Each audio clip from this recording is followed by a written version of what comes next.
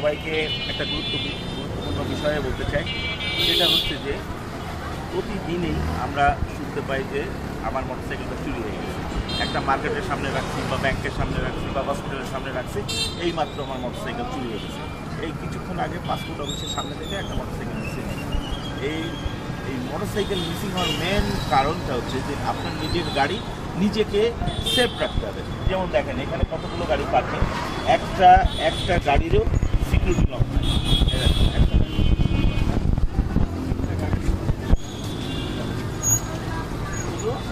একটা গাড়িরও এখানে আপনার সিকিউরিটি লক দেওয়া নাই, অর্থাৎ শুধুমাত্র ঘাড় লক করা।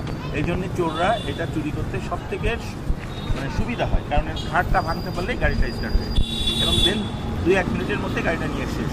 যদি একটা তালাও চাকার সঙ্গে মারা থাকে, নর্মাল তালাও যদি মারা থাকে, সেই তালা ভাঙতে তার টাইম লাগবে, সেই ক্ষেত্রে গাড়িটা চুরি করতে পারবে না।